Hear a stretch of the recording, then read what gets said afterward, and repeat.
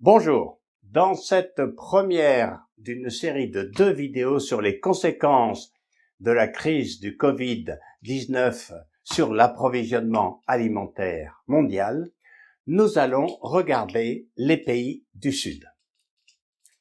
Et là, il y a lieu d'être inquiet, voire très inquiet.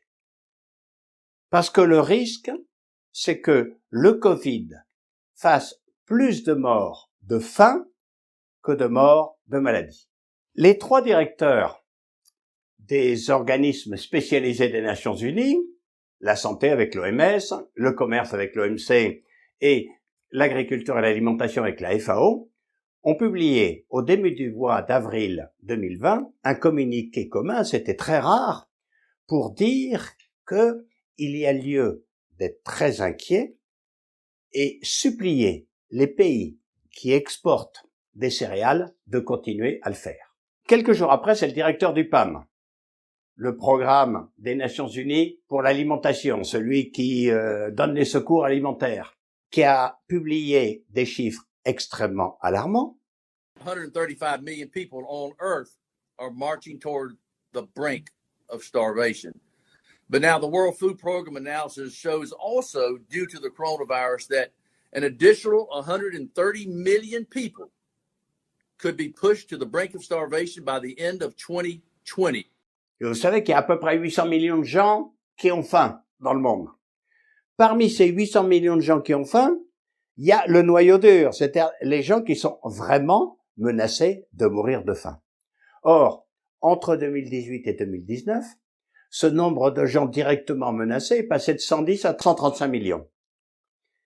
Et le PAM déclare, avec le Covid, on pourrait doubler, on pourrait passer à 265 millions de gens menacés de mort de faim. Cette menace n'est pas vaine. Rappelons qu'il y a 21 000 personnes qui meurent de faim chaque jour sur Terre. Il y a un enfant de moins de 5 ans qui meurt de faim toutes les 10 secondes, toutes les 10 secondes. Et donc, le doublement de gens qui risquent de mourir de faim est quelque chose d'absolument épouvantable, qui risque d'être encore beaucoup plus grave que le Covid. Il y a des exemples historiques. Par exemple, la crise de 2007. Entre 2000 et 2007, les agriculteurs du monde ne sont pas arrivés à produire assez de céréales pour combler les besoins. Sur les 7 premières années du XXIe siècle, il y a eu 6 années déficitaires en céréales. Donc les stocks de céréales n'ont cessé de baisser. Et 2007, ça a été la mauvaise récolte de trop. Ça a déclenché un triplement du prix des céréales, un embargo sur les exportations de céréales, des émeutes de la faim dans 36 pays du monde et une augmentation de 80 millions de personnes du nombre de gens qui vraiment étaient en danger de mort de faim.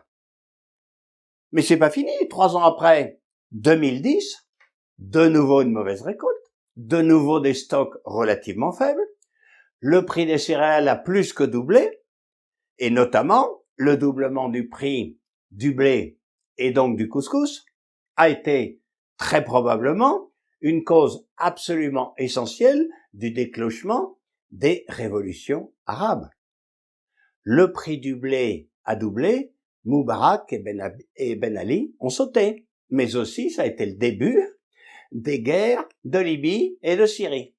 Donc on ne plaisante pas avec l'approvisionnement alimentaire. Lorsque les capitales ne mangent pas, il peut se passer beaucoup de choses. Il n'y a qu'à se rappeler que ce qui manquait à Paris le 14 juillet 1789, c'était du pain. Donc il y a des constantes. Lorsqu'on n'arrive pas à nourrir sa capitale, on va vers un inconnu, on va vers des révolutions, des coups d'État et des guerres. Donc ceci est très sérieux. Alors cette fois-ci, la situation objective est nettement meilleure qu'en 2007 et en 2010. Parce que la FAO estime que les stocks mondiaux de céréales se sont à peu près reconstitués. Nous sortons de 4 ou 5 années de bonnes récoltes, c'est-à-dire des récoltes de céréales où on a produit plus que ce qu'on a consommé, donc on a reconstitué des stocks. Et à aujourd'hui, les prévisions de récolte de 2020 sont plutôt bonnes. Donc normalement, il n'y a pas de problème. Le problème n'est pas objectif, il est éminemment subjectif. Est-ce que les gens vont s'affoler ou est-ce que les gens vont en profiter pour spéculer sur les céréales parce que comme c'est un produit absolument essentiel, quel que soit le prix, les gens vont le racheter. Et donc, il peut y avoir des pénuries de céréales, mais complètement subjectives, organisées par l'homme, pas objectives. Et donc ça, c'est un risque très important que les Nations Unies ont soulevé. Pour bien comprendre ce phénomène, il faut se rendre compte que les pays qui sont capables de se nourrir eux-mêmes, tout seuls, sont très peu nombreux dans le monde. Très très peu nombreux. La majorité des pays du monde n'arrivent pas à se nourrir tout seuls. Alors il y a beaucoup de cas différents. Alors il y a les cas des pays qui sont relativement petits avec une grande population. Alors il n'y a pas besoin d'aller très loin quand on habite en France. Regardez la Suisse. Les agriculteurs suisses sont incapables de nourrir les Suisses, évidemment. Mais regardez l'Angleterre, la Grande-Bretagne. Je ne suis pas sûr que tous les tenants du Brexit aient bien compris que les agriculteurs anglais sont incapables de nourrir les Anglais. Dans l'ensemble de l'Europe, ça va. C'est la raison d'être de l'Europe, et notamment de l'Europe agricole, de s'être groupée à 28 pour avoir assez à manger. Ça, on le verra dans la vidéo suivante. Il y a d'autres grands pays riches, qui sont très peuplés. Le Japon ne peut pas se nourrir tout seul, la Corée du Sud ne peut pas se nourrir tout seul. Bon, allez, on va être très anecdotique. L'île de la Réunion ne peut pas se nourrir tout seul. Vous savez, il y a déjà une donnée de base qui est la densité d'habitants au kilomètre carré. Dans les pays qui ont beaucoup d'habitants pour peu de kilomètres carrés, c'est fichu. C'est impossible de se nourrir. Regardez le Bangladesh, par exemple. C'est absolument impossible de se nourrir au Bangladesh. Mais regardez le Rwanda. Voilà, il y a la bande de Gaza, par exemple, les Palestines. Et puis, il y a les pays qui apparemment ont de la surface, mais pas beaucoup de surface cultivable. Alors le cas le plus évident, c'est l'Égypte. L'Égypte est un grand pays en termes de surface, sauf que l'Égypte, c'est un désert. C'est un pur désert traversé par une rivière. Il n'y a que 4% des terres cultivables en Égypte.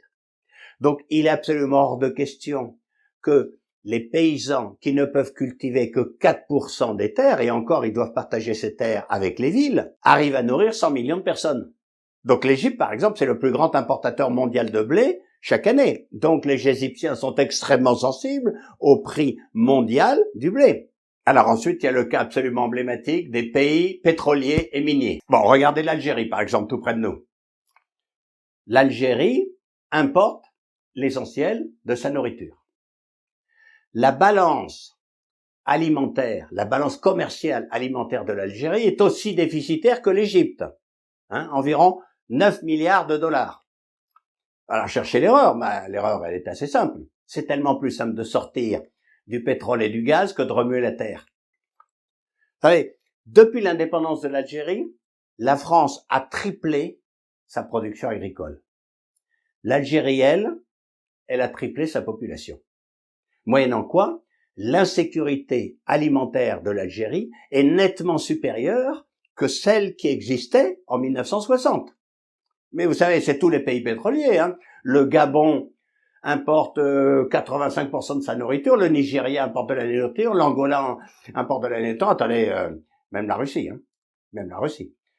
Il n'y a pratiquement pas un seul grand pays pétrolier ou grand pays minier qui soit indépendant pour l'alimentation. Regardez par exemple la République démocratique du Congo, c'est une espèce d'anomalie géologique. Ils ont de tout, Ils ont du cuivre, ils ont du diamant et des terres rares. Ils produisent pas de nourriture.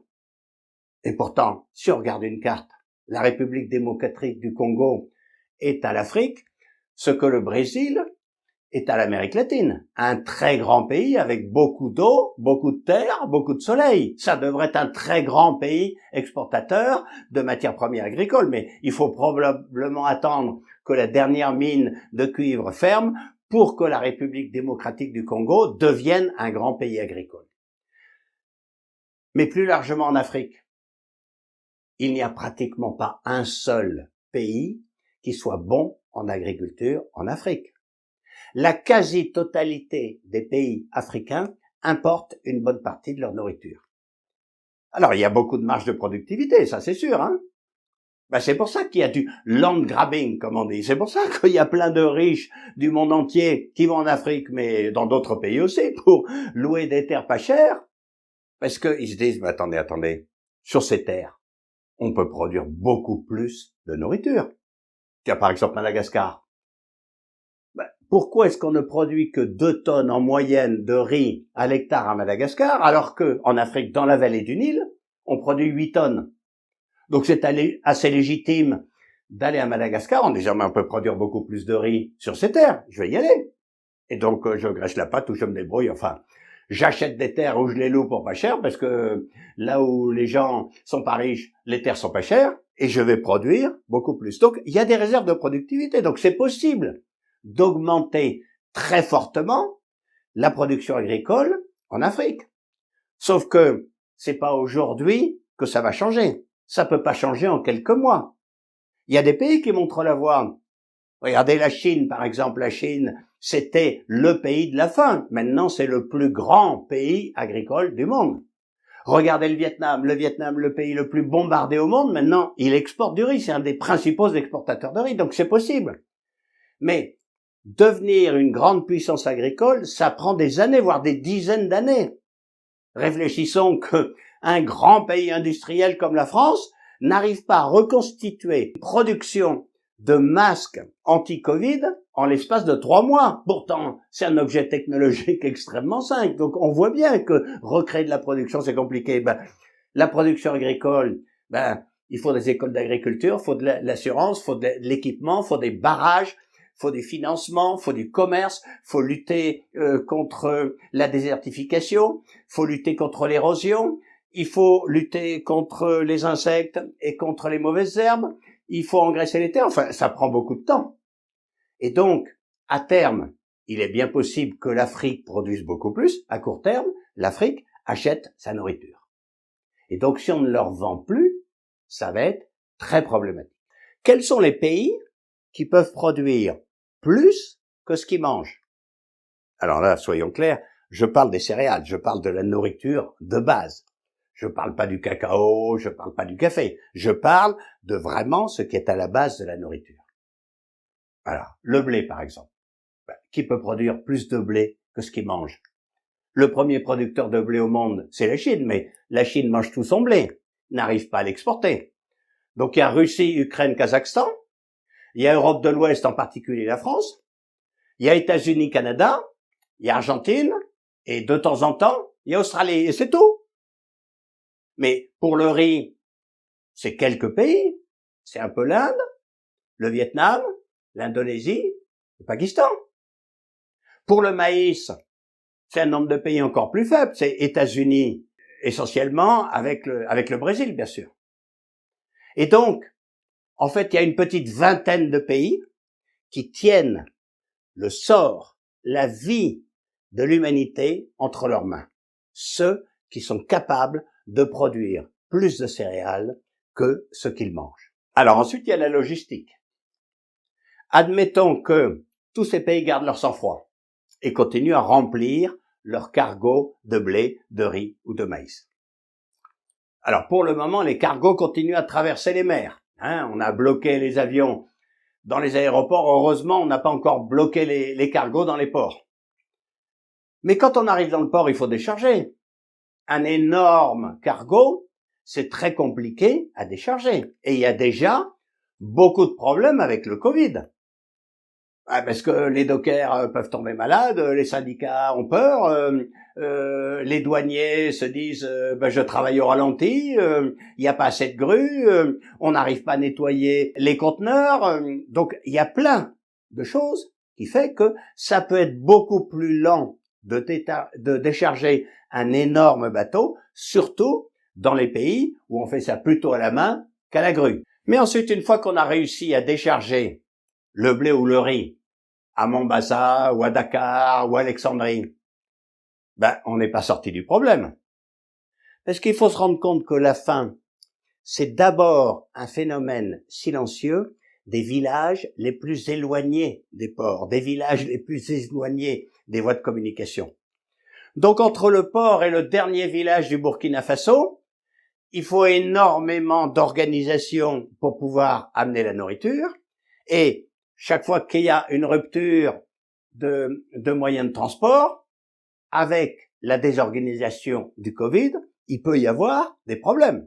Et puis évidemment, tous ces camions, au moment de la saison des pluies, ça circule mal, et puis dans tous les pays où il y a de l'insécurité, ça circule mal. Or, l'insécurité risque d'augmenter avec les problèmes que vont avoir ces pays. Ensuite, s'il y a du blé et du riz, à quel prix au fait? Les pauvres du tiers-monde sont extrêmement sensibles au prix des céréales. Alors, nous, c'est pas tellement notre problème, le prix des céréales. Faut se rendre compte que quand on achète une baguette, il y a que 5% du prix, le blé. Une baguette, c'est d'abord du salaire, des charges sociales, de l'énergie, de l'emballage, de la publicité, du transport, du marketing, etc. Et puis accessoirement, un peu de blé. Donc nous, si le prix du blé augmente de 30 ou 40%, on le verra à peine sur le prix de la baguette. En revanche, l'ouvrière du Bangladesh, qui fait tous nos habits pour un salaire de misère, elle dépense 80% de son salaire pour acheter du riz. Si le prix du riz double, c'est la différence entre mal manger et ne plus manger du tout. C'est le début de la famine. Et donc, évidemment, comme il peut y avoir pénurie, tout le monde risque de se protéger, tout le monde risque de stocker, tout le monde risque de spéculer, et arriver dans le dernier village du Bangladesh, il se peut que le riz soit à un prix totalement inatteignable. Et puis il n'y a pas que les villages, évidemment, il y a les villes. Et dans les villes, il y a les bidonvilles. Il faut se rappeler que d'ores et déjà, il y a à peu près 1,4 milliard d'humains qui vivent dans des grands bidonvilles, des grandes villes du tiers-monde. Alors avec le blocage, avec le confinement, mais ça va être absolument dramatique. Alors d'abord, évidemment, confinement ou pas, enfin, les mesures sanitaires sont très difficiles à appliquer. Mais surtout, ces gens qui habitent dans ces bidonvilles, dans ces toutes petites maisons branlantes, inutile de dire que leurs placards sont pas pleins de nourriture. Inutile de dire qu'ils n'ont pas de congélateur plein de choses congelées. Donc, ils n'ont pas de stock. Et en plus, ils n'ont pas d'argent d'avance. Ils n'ont pas de sécurité sociale. Ils n'ont pas de salaire de rechange. Et donc, eux, ils doivent sortir tous les jours pour gagner un peu d'argent pour acheter un peu de nourriture. Avec le confinement, tout ça va probablement être gelé. Et donc, si on habite dans un très grand bidonville de Bombay ou de Nairobi, ça va être beaucoup plus difficile de se nourrir qu'avant. Ou avant, c'était déjà pas facile. Et puis, bien sûr, il y a tous les endroits où on est en guerre. Au Yémen, en Syrie, au Soudan du Sud, évidemment que on mangeait déjà très très mal, ça va être absolument dramatique. D'autant plus qu'évidemment, les Nations Unies et les ONG ont beaucoup plus de mal à faire leur travail qu'avant. Donc il y a vraiment un risque, non pas en Europe, non pas en France, on verra qu'il y a d'autres problèmes dans l'autre vidéo, mais il y a vraiment un risque que ce Covid-19 fasse plus de morts de faim que de morts de maladie. Il faut absolument se mobiliser pour une solidarité internationale pour qu'au moins tout le monde puisse manger un peu. La suite dans la prochaine vidéo où on va parler de la France et de l'Europe. Merci de m'avoir suivi.